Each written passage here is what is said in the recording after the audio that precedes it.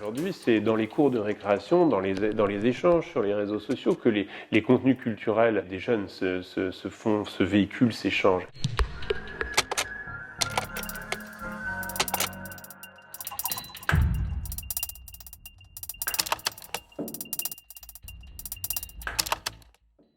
Aujourd'hui, pratiques numériques, pratiques culturelles et pratiques de communication sont imbriquées dans les jeunes générations. C'est-à-dire qu'en fait, pour eux, tout ça, ce sont des pratiques culturelles.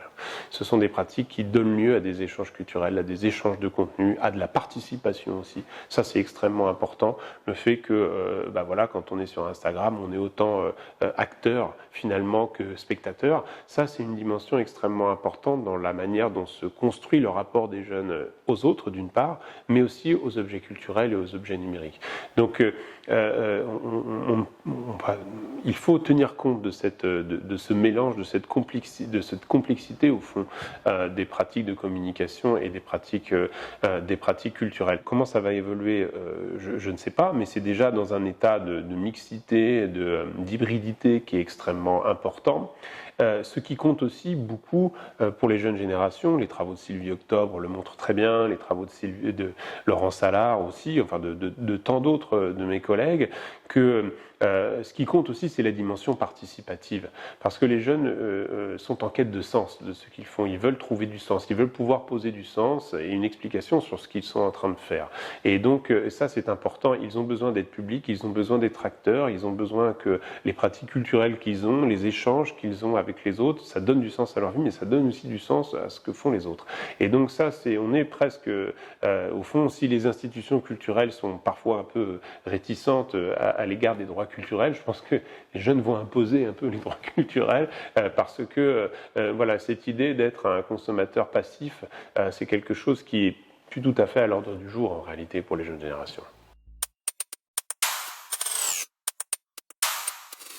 Ce qui caractérise les jeunes générations, et notamment l'usage qu'ils font des outils numériques, mais pas que, puisque Dominique Pasquier était une des premières à l'observer déjà avec la télévision, ou ce qui se passait dans les interactions dans les cours de récréation, c'est l'émergence d'une culture propre à la jeunesse, qui a en réalité toujours existé, mais qui fait que ce sont les groupes de pairs qui sont les premiers prescripteurs des pratiques culturelles, des contenus, des modes, des usages, voire même du langage. C'est-à-dire que la prescription culturelle rêvée des institutions culturelles qui, pendant longtemps, allaient un petit peu prêcher ou convertir les populations. Je ne sais pas si ça a existé en réalité, mais ce qui est vrai, c'est qu'aujourd'hui, c'est dans les cours de récréation, dans les échanges sur les réseaux sociaux que les contenus culturels des jeunes se véhiculent, s'échangent. Et donc, ce sont les groupes de pairs qui sont les principaux vecteurs des contenus culturels. Ça ne veut pas dire que les institutions, les parents, l'école n'existent plus, bien entendu. Mais pendant longtemps, il y avait cet espace que représentait l'école, avec son savoir descendant, sa pédagogie aussi, très cartésienne, etc. etc. Et aujourd'hui, les jeunes générations construisent autre chose à côté.